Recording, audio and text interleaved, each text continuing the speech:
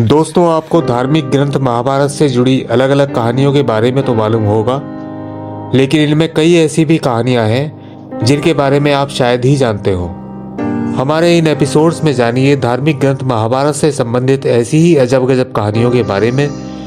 आगे बढ़ने से पहले हमारे चैनल को लाइक और सब्सक्राइब कीजिए ताकि ऐसी ही कहानियां हम आप तक लगातार पहुंचाते रहें। और अगर वीडियो अच्छा लगे तो इसे शेयर भी कर दीजिए।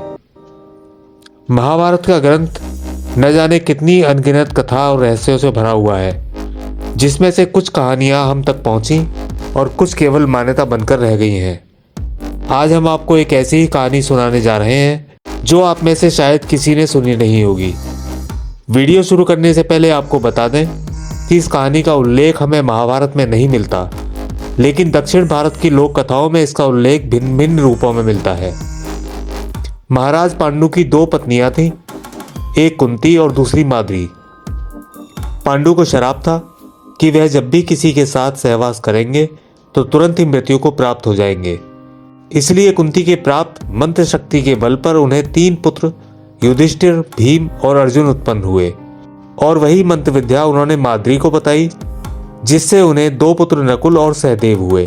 5 पांडवों में से नकुल और सहदेव दोनों ही अश्विन कुमार के पुत्र थे। जब नकुल और सहदेव का जन्म हुआ तब यह आकाशवाणी हुई थी कि शक्ति और रूप में ये दोनों भाई स्वयं जुड़वा अश्विनों से भी बढ़कर होंगे।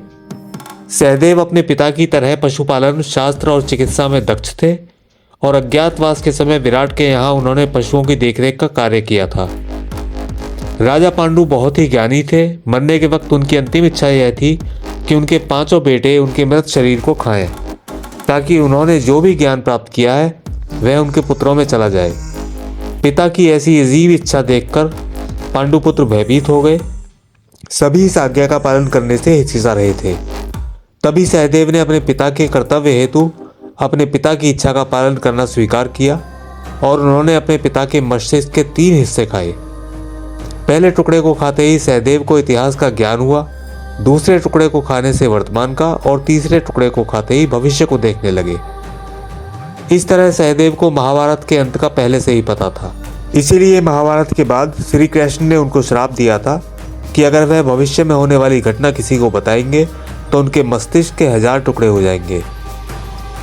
दोस्तों, अभी ये कथा सच है या झूठ, ये तो केवल प्रभु ही जानते हैं।